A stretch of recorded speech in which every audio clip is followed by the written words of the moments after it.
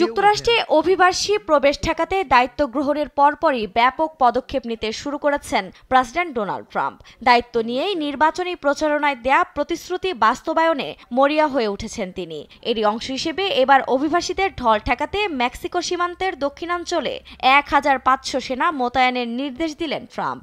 এছাড়া সামরিক বাহিনীর দুটি C-130 উড়োজাহাজ এবং হেলিকপ্টারও পাঠানো হচ্ছে সীমান্তে। সিনিয়র সামরিক কর্মকর্তার মতে, সেনারা আইন প্রয়োগে জড়িত থাকবেন না। প্রাথমিকভাবে সীমান্ত মিশনে অভিবাসীদের প্রবেশে বাধা দেওয়ার কাজ করবে তারা। রিমেইন ইন মেক্সিকো বা মেক্সিকোতে অবস্থান করতে থাকো কর্মসূচি পুনরায় চালু করতে নিজ প্রশাসনকে নির্দেশনা দিয়েছেন ট্রাম্প। ৫,০০০-এর বেশি অবৈধ অভিবাসীকে যুক্তরাষ্ট্র থেকে ফেরত পাঠানোর কাজে সহায়তার জন্য সামরিক উড়োজাহাজ দেওয়ার কথা জানিয়েছে প্রতিরক্ষা দপ্তর। এই কর্মসূচির আওতায় মেক্সিকো ছাড়া অন্য দেশগুলোর অভিবাসী যারা যুক্তরাষ্ট্রে প্রবেশ করতে চায় তাদের মামলা মার্কিন আদালতের নিষ্পত্তি না হওয়া পর্যন্ত মেক্সিকোতে থাকতে বাধ্য করা হবে।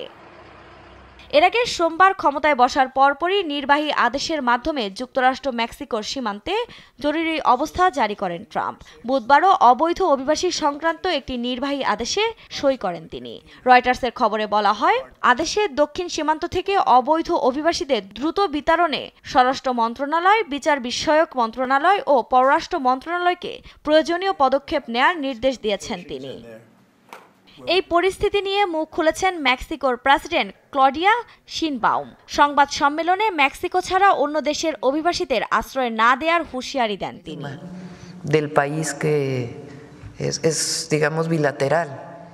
গতকাল পররাষ্ট্রমন্ত্রী হুয়ান রামন দে লা ফুয়েন্তে এবং মার্কিন পররাষ্ট্রমন্ত্রী রুবিও ফোনে কথা বলেছেন।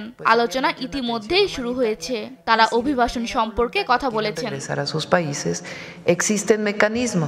এদিকে যুক্তরাষ্ট্রে প্রবেশের নিয়ম কঠিন হওয়ার সঙ্গে সঙ্গে কপালে চিন্তার ভাঁজ পড়েছে মেক্সিকোতে আটকা পড়া অভিবাসীদের। শেষ পর্যন্ত কি আছে তাদের ভাগ্যে তা নিয়ে দুশ্চিন্তায় দিন কাটাচ্ছেন তারা। আফরিন মৌ, নিউজ ডেস্ক, দেশ টিভি।